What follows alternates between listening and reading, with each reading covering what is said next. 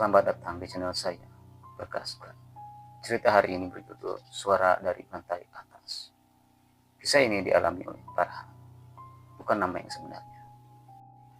Saat itu Farhan sedang menjalani tahun pertama kuliah di luar kota dan tinggal di sebuah rumah kontrakan kecil bersama 3 temannya, Rudy, Arman, dan Ilham. Kontrakan mereka sebenarnya sederhana saja, terdiri dari 2 lantai. Lantai bawah ada ruang tamu, dapur, 1 kamar mandi, dan 2 kamar tidur. Sedangkan lantai 2 hanya berisi 1 kamar tidur dan sebuah ruangan kosong yang dulunya bekas gudang. Tapi pemilik rumah tidak pernah menjelaskan lebih jauh. Awalnya semua berjalan normal. Mereka menikmati masa kuliah yang sibuk, tugas menumpuk, tapi saat pulang bisa bercanda, masak bareng, dan main game. Sampai sekitar 2 bulan tinggal di sana, Farhan mulai merasakan hal yang mengganggu. Setiap malam sekitar jam 1 atau jam 2, Farhan selalu mendengar suara langkah kaki dari lantai atas. Kadang langkahnya pelan, kadang cepat seperti orang mondar-mandir. Awalnya ia kira itu Ilham, karena kamar Ilham memang di lantai 2. Tapi ketika Farhan tanyakan ke Ilham malah bingung. "Man, kamu suka turun malam-malam ya? Kayak orang mondar-mandir di atas." Ilham langsung geleng-gelengan kepala. Demi apapun ya Han, kalau aku tidur, itu tidur. Aku gak pernah bangun tengah malam. Lagian kamar mandi di bawah, ngapain aku turun naik? Farhan tidak memperpanjang. Ia pikir mungkin hanya ilusi karena ia lelah kuliah. Namun esok harinya, Arman yang kamar tidur tepat di samping turun dengan muka pucat saat sarapan.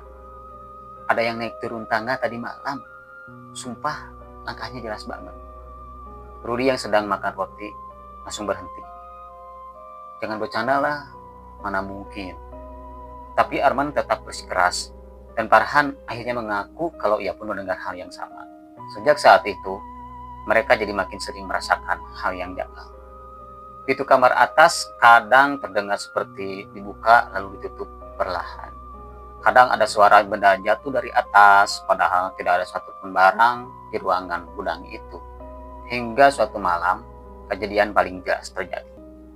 Waktu itu sekitar jam 1:30 pagi. Rudy yang baru selesai tugas berada di dapur untuk minum. Lampu dapur menyala, tetapi arah tangga ke lantai 2 gelap karena mereka jarang menyalakan lampu atas. Dalam keadaan sendirian, Rudy mendengar suara seseorang berjalan cepat di lantai 2, tapi kali ini suaranya bukan hanya langkah kaki. Suara itu seperti seseorang sedang menyeret sesuatu. Rudy mematung di tempat. Ia ingin memanggil teman-temannya, tapi suaranya seperti tersangkut di tenggorokan. Tiba-tiba saja, dari arah tangga terdengar suara napas. Seolah ada seorang berdiri di bagian atas tangga, mengawasinya dari kegelapan.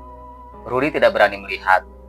Ia mundur perlahan sambil tangan gemetar memegang gelas.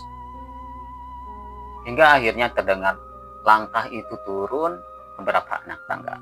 Saat suara itu berada di tengah-tengah tangga, Rudy langsung melempar gelas ke wastafel dan lari ke kamar Farhan sambil menggedor pintu. Begitu Farhan membuka, Rudy langsung masuk dengan wajah ketakutan. "Han, sumpah ada orang." "Kita enggak." Napasnya kedengeran. Mereka bertiga bangun. Arman mengambil senter. Dengan perlahan mereka naik tangga bersama. Namun saat senter dinyalakan ke arah atas, tidak ada siapapun di sana. Tidak ada jejak, tidak ada suara. Tapi Arman berkata satu hal yang membuat bulu kuduk mereka berdiri. "Padahal tadi dari bawah aku lihat bayangan orang berdiri di ujung tangga." Malam itu mereka bertiga tidur di ruang tamu. Karena Ilham sedang menginap di rumah temannya dan tidak ada yang berani naik ke lantai 2. Esok paginya, mereka sepakat untuk menghubungi pemilik rumah. Awalnya pemilik rumah hanya diam. Namun setelah Farhan memaksa, barulah ibu pemilik kontrakan itu bercerita. "Anak saya dulu tinggal di kamar lantai 2 itu. Dia sering insomnia, sering keliling ruangan malam-malam. Kadang main ke gudang, kadang naik turun tangga. Semua orang rumah udah terbiasa. Farhan bertanya lagi, terus sekarang anak ibu tinggal di mana? Kok kamarnya kosong? Ibu itu menarik nafas panjang sebelum menjawab pelan. Dia meninggal 3 tahun lalu. Sejak hari itu, kamar lantai 2 dan ruangan gudang tidak pernah dibuka lagi oleh siapapun. Mereka menutupnya rapat, memasang gembok baru, dan memutuskan hanya memakai lantai bawah. Dan suara langkah kaki itu tetap terdengar. Terima kasih untuk yang sudah mengikuti cerita ini dari awal sampai akhir. Sampai jumpa di video berikutnya.